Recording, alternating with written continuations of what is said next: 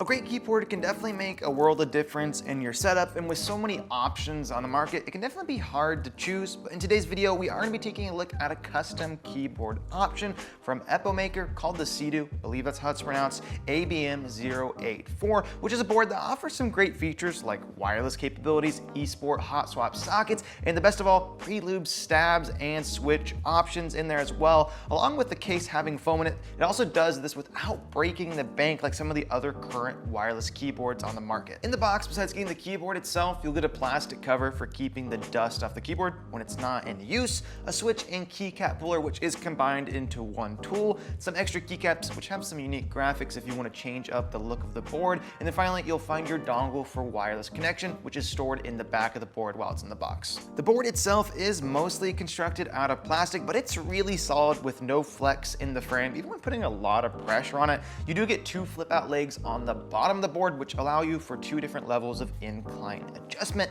You do also get 4 rubber feet down here as well, which has so far kept the board really nicely in place for me. And you also have the option again of storing the dongle down here if you want, which can be nice if you're not using it wirelessly, or maybe you want to take this board with you on the go when traveling. On the left side of the board is where you're going to get a couple different switches, with the top one of those being used to turn it either on or off to use it wirelessly. And the bottom selection there is going to be the button of having the option to either use it in the Windows or a Mac mode, which basically just means that if you put it into that Mac mode is when it's going to be using the Bluetooth connectivity, versus the other one is going to be when it's using it wirelessly with that dongle. The back left of the board is where you also find your USB-C port, which can be used with the included cable or others. We also can't go on without mentioning the knob at the top of the board. Always an exciting feature to find on a keyboard, and it is made out of metal, which is a cool feature to have, allowing you to pause and mute audio along with adjusting the volume. And the buttons right next to it are also media control keys, allowing you to either skip forward or back. The keycaps are a really nice dye sub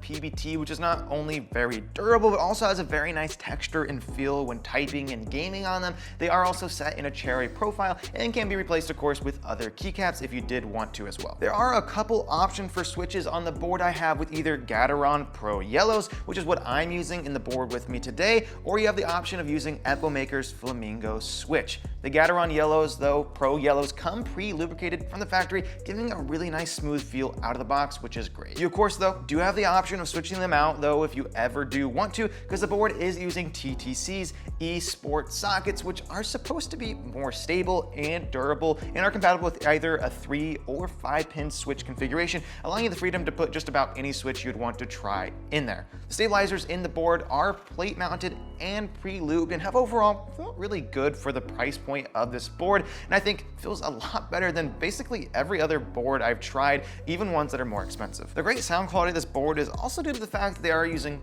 Poron, not super sure how to say that, but they're using some sandwich cotton on top of the PCB, then also the Poron sound absorbing foam on the bottom of the board, helping greatly in cleaning up that sound of the board and giving it a really nice clean sound profile.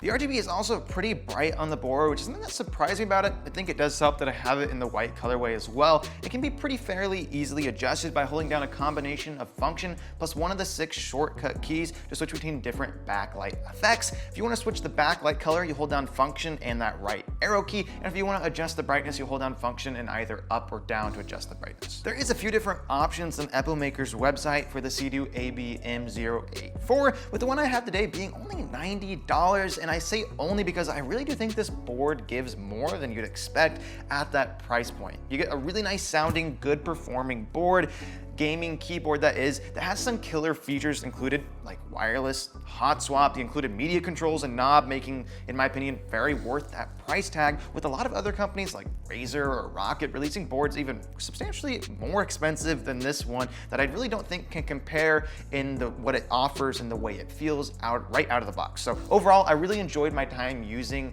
the CIDOO ABM084 and can definitely recommend it. Thank you guys for watching the video. If you did enjoy it and you're still on the search for some more keyboards, make sure you like and subscribe and check out some of the ones on screen now.